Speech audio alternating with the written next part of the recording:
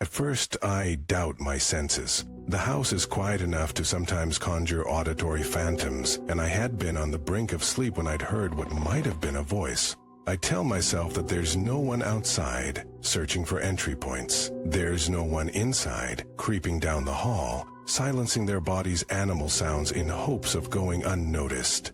I'm alone. But sensible thoughts aren't enough to sedate the tension which floods through me at just the idea of a stranger's presence. I won't be able to go back to sleep until I've checked. It's cold. Shivers sneak under my pajamas, and the air chills my lungs as I breathe fast and shallow. I evade the creaks beneath the carpet as I search the upper floor, walk on the outer edges of the steps as I go downstairs. Halfway down, I hear the noise again. It's not a voice, exactly. It's a suppressed cough-grunt hybrid, surely involuntary, a betrayal in the world as it is now, where being overlooked is always safest. It comes a few feet away from my front door. It seems human is probably an animal. They can sound surprisingly like people. I'm alone, I tell myself. It could be a murderer. It could be a monster. The world has changed enough for monsters to become. In a dream, I forwards and land hard on the loudest step.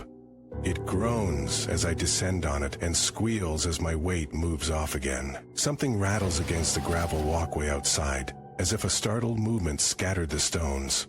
I'm alone. The floor of the downstairs hall is covered with crates and boxes, all scavenged years ago when the change started.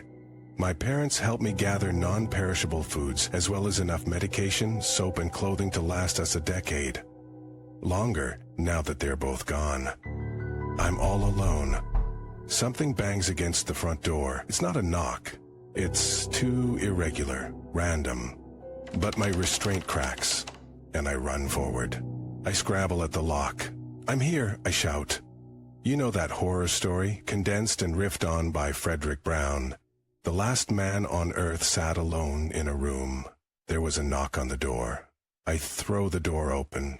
The deer, already at least at the third stage of its mutation, twists its head on its pulsating neck and looks at me. It's dying, and its body moves in jerks, tugged along by an unseen current which takes it drunkenly across the grounds. I suppose this close to the end they lose their usual caution. Slowly it wanders away again. It's going just as purposeless as it's coming. What a fool to have hoped. I'd have taken a murderer. I'd have taken a monster. But I'm alone. The last girl in the world, Liv. She's in an old house. There's no knock. She goes on living, and there's never a knock on the door. When my mother was pregnant with me, she and my father bought a house in very rural East Germany.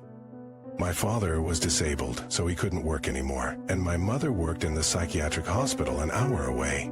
So my father was always left alone in the house, and he hated it. He told my mother he'd hear voices and footsteps, things would move, the TV would change channels, and so on. My mother always thought it was because of his medications, heart defect, diabetes, and very strong pain medications, since her go-to was always, "No, you're just stressed and tired," since that was the same thing she told herself and continues to say to herself to this day.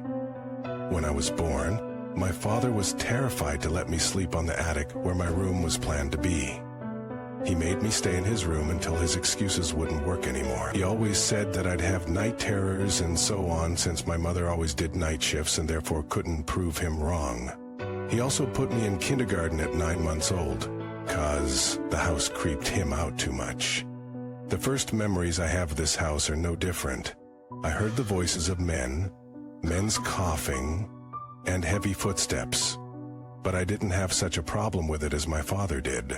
I didn't think they were scary for some reason. At some point, my mother didn't have as many night shifts as she did back then, so I was moved to the room on the attic. It was way louder up there. I had the same experiences as my father. My TV would switch channels, my VHS player would act up, which wasn't that weird as I was used to that and thought they just did that, and the DVD player did the same. I had drapes in front of my bed that would move every night, Right next to the armchair that my mother put there, one plushie kept falling off of the shelf, and I had weird dreams, always of grown-arse men. A Russian soldier, two men that I could never put into a category. The men in my dreams would just be normal to me, not threatening, but just there. I was so young that I didn't know that this was a whole village for the Russian military in the GDR.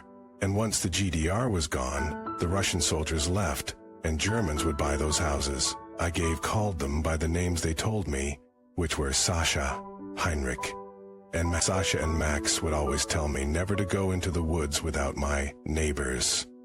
I didn't question it, why would I? I was 4, and my neighbors always watched me when my father was in the hospital, and my mother was at work when the kindergarten was closed.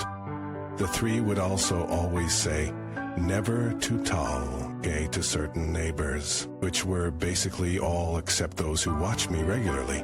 Once again, why would I question that? 4 years old, nice neighbors were fine, and those 3 were always nice. At one point, my mother got behind it that I experienced the same thing my father did, so she questioned my father and me separately. I described them, gave names, and told her how they talked and what they said.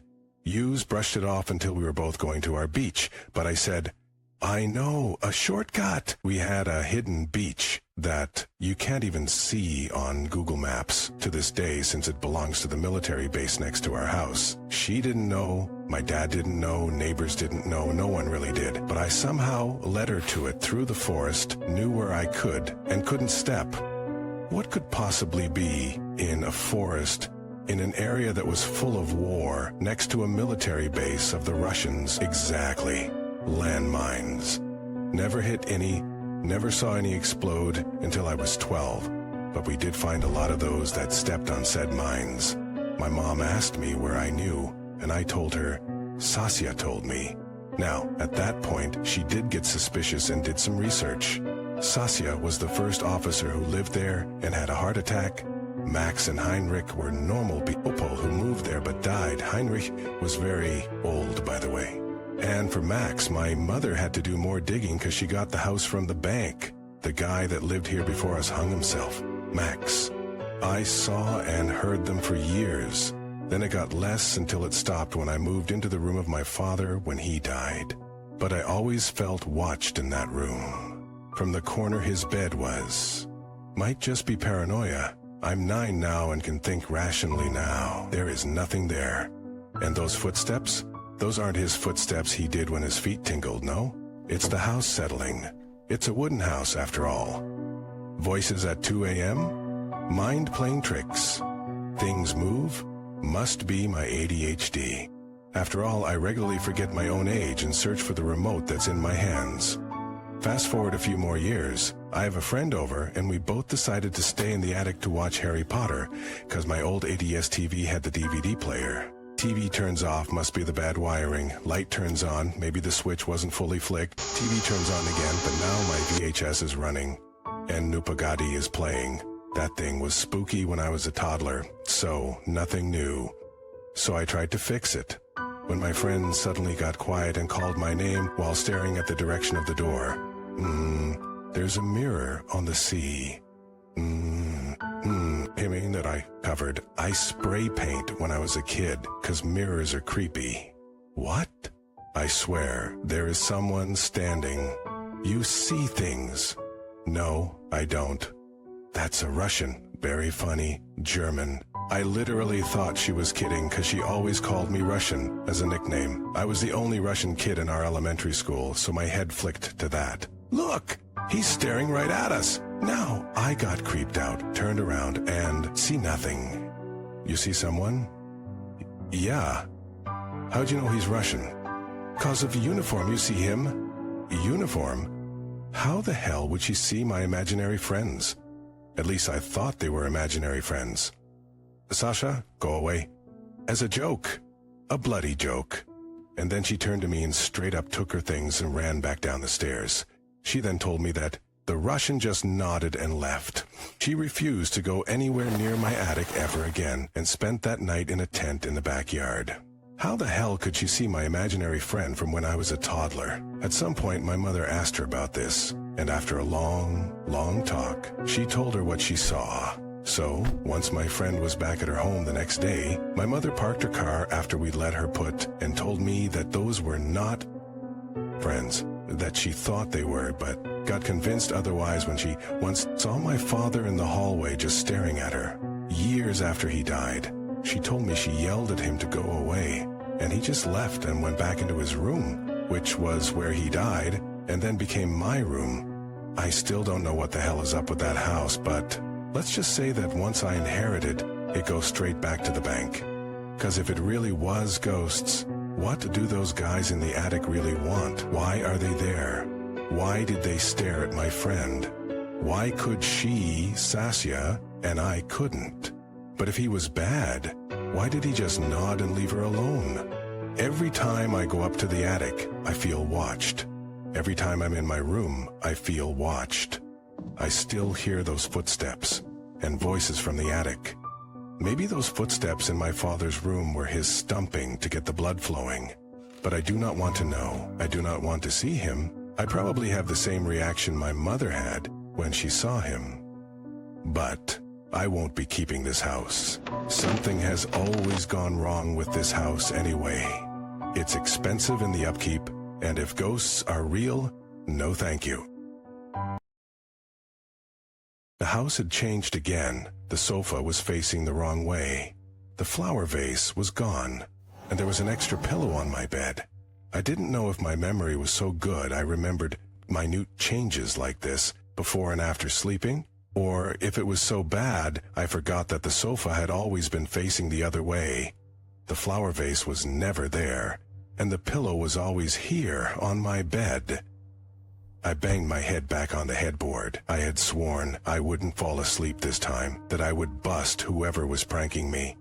Because that was all it could be, right? A prank? The world couldn't really shift just a little bit overnight, every night, could it? But that's what was happening.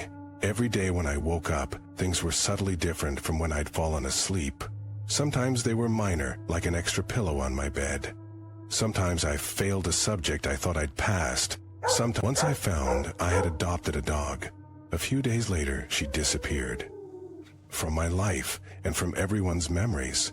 I was afraid to date, afraid to get attached, afraid to get pregnant and have kids, just to have it all snatched away in a night. My friends made fun of my absent-mindedness. If only they knew, if only they remembered. But no. I was the only one cursed wit, remembering my head hurt constantly with the dissonance forced by the changes in my world. My brain couldn't reconcile the day's reality with my memories. I went to a psychiatrist once, but I couldn't bring myself to tell them. They'd just call me crazy and lock me up. Some days, I wasn't sure if I wasn't crazy. What if I was, and all this was just in my head?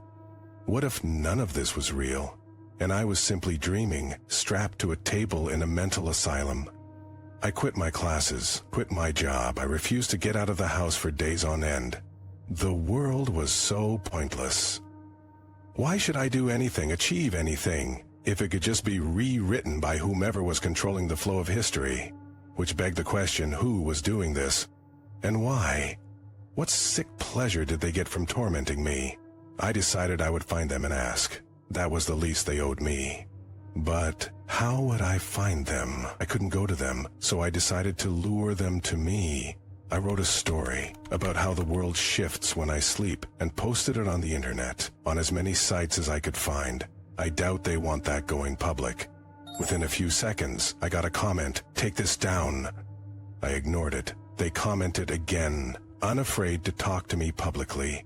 After all, they could simply erase everyone's memories tomorrow. It was only word, a simple word, but it sent chills down my spine.